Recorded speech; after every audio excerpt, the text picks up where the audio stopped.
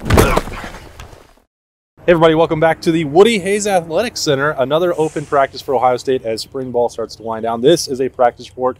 It's brought to you by Byers Auto. I'm Austin Ward. That's Tim May and Jeremy Birmingham joining me. We got 6 more periods of spring, and we all got to watch it together, so I didn't get an advantage over you guys, but a fired-up group of Buckeyes. You could get to this point, you know, might get complacent, start looking to the end, get to the spring game, all the heavy work is done maybe.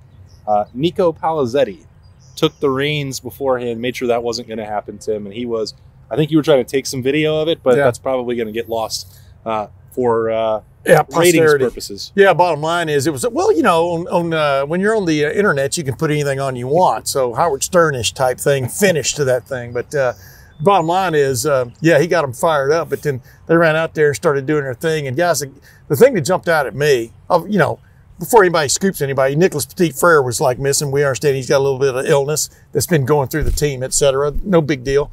Every time I watch this team, I'm stunned almost because I've been covering this thing for a long time. And I'm stunned by the depth at wide receiver and at running back. And I saw it again today, you know, and I'm watching Trevion Henderson running around like we've talked about before. That guy's going to play. I mean, now they're out there without shoulder pads on in their spider gear or whatever. But then I'm watching those wide receivers, and it's just amazing. Just one right after the other, big time wide receivers. In my opinion, I don't think that's hyperbole. Do you? No, not at all. No, and I don't want to spoil the soup, but Trevion Henderson's going to be just as good when he's in full pads and helmets. Yeah. You know, to me, the takeaway, like, you know, I'd like to see things from a bigger view. Well, take us out there. I just simply can't believe how much I miss being able to just watch football up close and enjoy just being able to see the guys go out there and practice, and you know, the little things that we maybe took for granted in years past that we get an opportunity, but also still the stark challenges of today, because Nico's speech was talking about how some guys had their shot and they couldn't lift their arms. And, you know, so they're trying to get everyone vaccinated. They're trying to get everyone ready for the football season. But, you know, the message was embrace the suck. And I think it's just great that as a team, they're able to kind of get back to embracing normalcy a little bit. And with that, you know, on top of what Tim said, this team is loaded. I mean, loaded with talent. The only thing you heard more than embrace the suck today was touchdown Garrett Wilson. Yeah. So we're obviously going to talk about the quarterbacks, and I turned to Berm and had my hot take of the morning, which is every quarterback is going to look really good when they get to throw to Garrett Wilson and Chris Olave. Yeah. You're talking about the depth, though, Tim. I mean, that's impressive, and you're going to find room for 6 of those guys if you're Brian Hartline. But those top 2, those are the best receivers in America. So they get open with ease, and that's why I think that what may wind up separating, to segue right to the quarterbacks, what may wind up being the difference here for C.J. Stroud is the ability to throw the deep ball.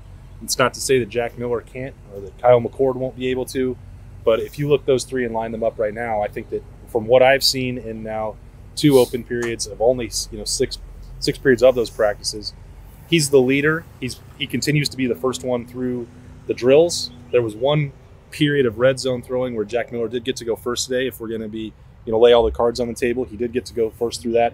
But then the next drill and every other drill that we saw, the reps were 2 or 3 to 1 for C.J. Stroud. And I think that the way he throws that deep ball is what it eventually sets him apart, because he's going to have open receivers no matter who's on the field. Yeah, that's true. And by the way, Jackson Smith and Jigba, for example, I mean, it's crazy. Jameson Williams looks like a different guy than he did 2 years ago. I mean, we're talking about the wide receiver core. Emeka Egbuka got his name called a couple of times today. Marvin Harrison had 2 touchdowns. Marvin Harrison had 2. Marvin Harrison Jr.? Yeah, had 2 touchdowns. Not the Hall. Senior could probably still come out here and catch a few touchdowns. Junior lords over senior, doesn't he? I mean, you know, but my point is there are a lot of, like you said, a lot of great targets. I'm not counting Jack James Miller out of the running in that quarterback thing yet. And I'll tell you what, Kyle McCord impressed me more today than he did the first time I got to watch these guys, because I got to watch him throw a lot more, and he's definitely got the goods. But I think you're right. I mean, just based on what you're hearing and based on what you're watching, C.J. Stroud has a slight edge there. I do believe. Yeah, I mean, to me, it's a little thing that we saw out there. The first drill, they started to really go through the quarterback lines. It was C.J. Stroud walking side by side with Ryan Day to the huddle.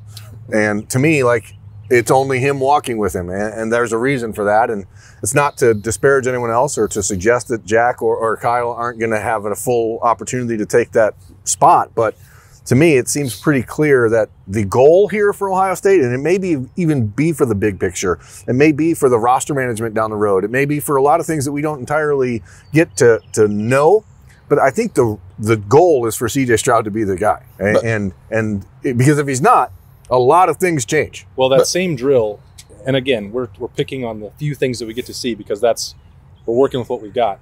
Plus, they weren't really playing football today, but go ahead. Yeah, C.J. Stroud walked out with Ryan Day. That was his turn leading that drill.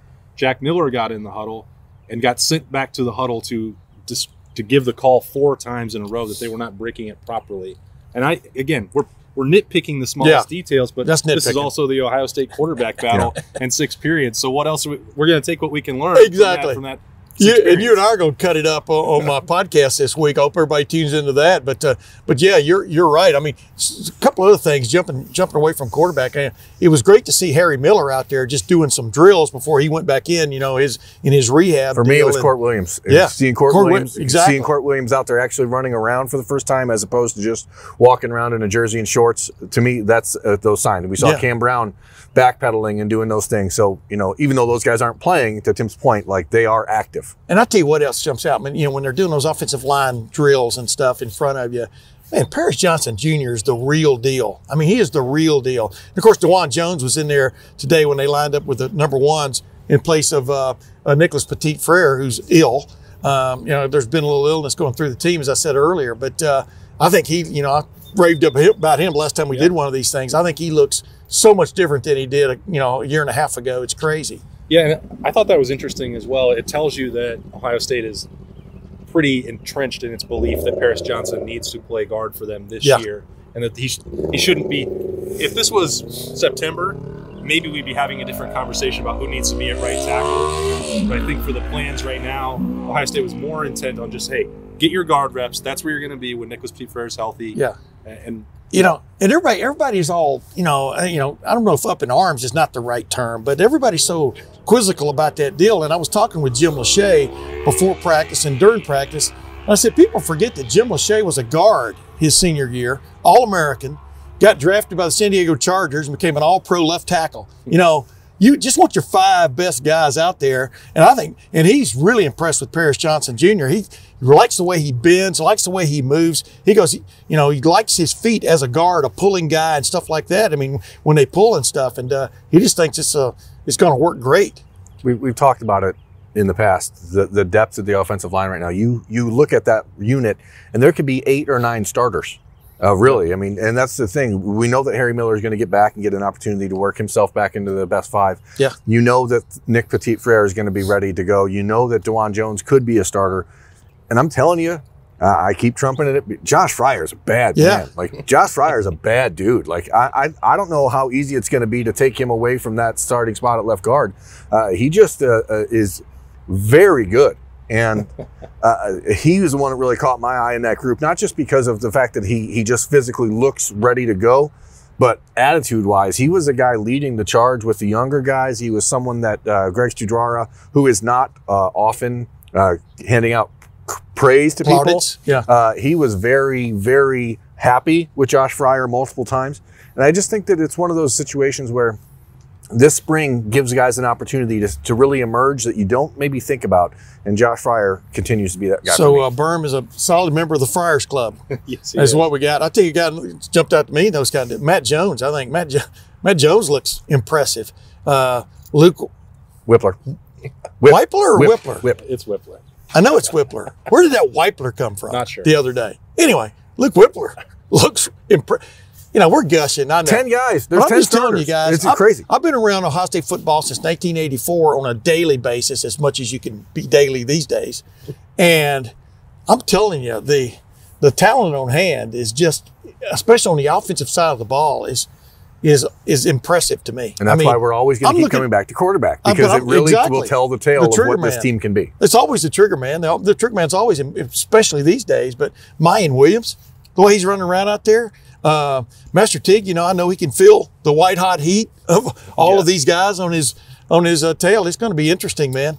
Yeah, the guy, I I was most impressed with physically that I noticed today, which, I would have been surprised 2 weeks ago to say this name, but Noah Potter. Yeah.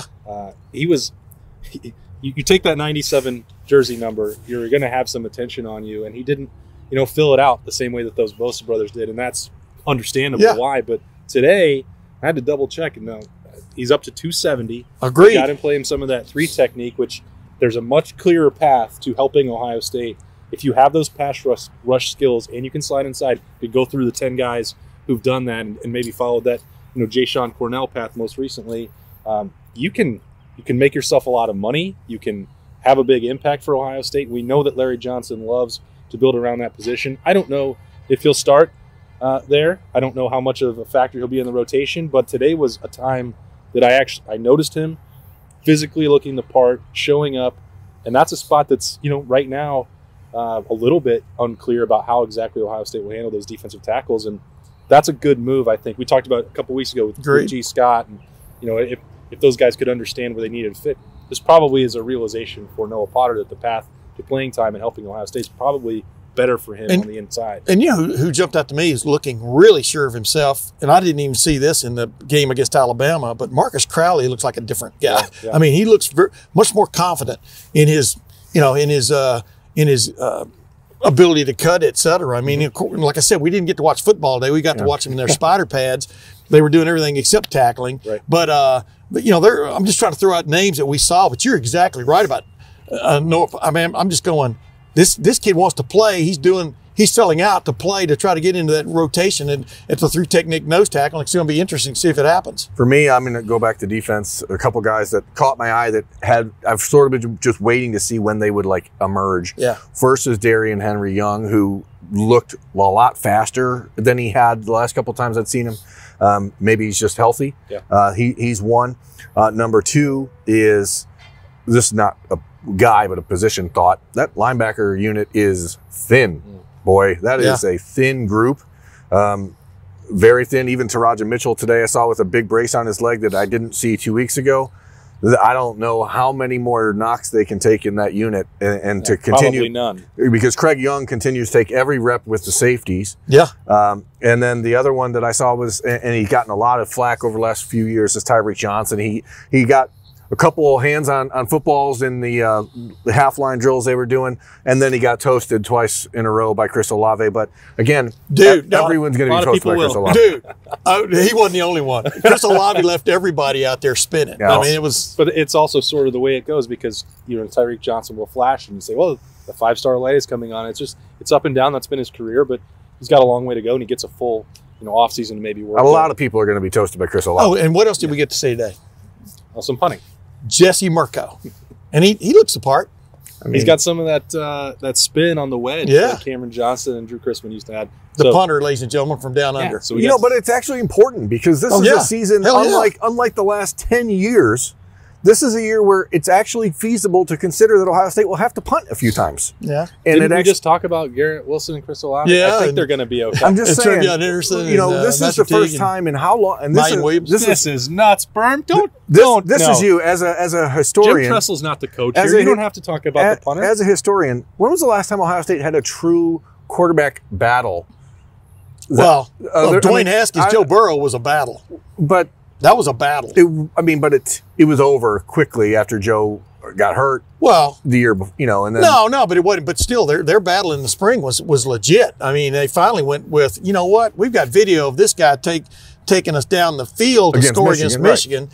This is the difference. And Joe just decided to take his talents elsewhere. But on the outside looking in, I think a lot of people thought that was Dwayne Haskins' job to lose. Yeah. Right. JT and Cardale. Well, yeah, just because of what we've seen of him in the Michigan game, he made But the point is, Joe Burrow made it a hell of a competition. I've got my podcast this week. I've got Joe Germain on, and we're talking about that battle they had in '96 for the starting job and '97, and just the angst you go through as a guy trying to be that guy, and those were 2 talented guys back then, Stanley Jackson and Joe Germain, and you finally have to go with one and then maybe play the other. But Ryan Day's not really a play the other kind of guy. So this is so huge right now. Right, Urban Meyer was. I mean, Urban Meyer would have played both Joe Burrow and Dwayne Haskins had Joe stuck around. at least tried to do that with Tate Martell. Right. But you remember, and then in 2015, they did the same with Cardale and JT. Yeah, Cardale and JT. Yeah, but that was because JT had that kind of odd preseason camp, and maybe there was a promise made we don't know about that still isn't on the record. But it was funny how JT ended up being the quarterback that year. Finally. It is. All right. This is turning into a podcast link. We don't need to do that. About this that. is the practice report. The people want it. Do they? Read the comments, buddy. They're like, give us more. Make these longer. We've got a lot more. We've got Letterman Live coming. We've got weekend kickoff on Thursday at Urban Meyer's Pint House, the Tim May podcast, and then obviously more practice reports as the Ohio State winds up spring ball with more of those coming this week, and then the spring game on Saturday. So I promise there's a lot more coverage coming. And I know you both have things to say. I'm looking forward to this. Bottle it up. Bottle it up. We're going to talk about it later. That's Tim May and Jeremy Birmingham. I'm Austin Ward. This has been the Practice Report brought to you by Byers Auto. Stay with us for full coverage of the Ohio State Buckeyes at LettermenRow.com.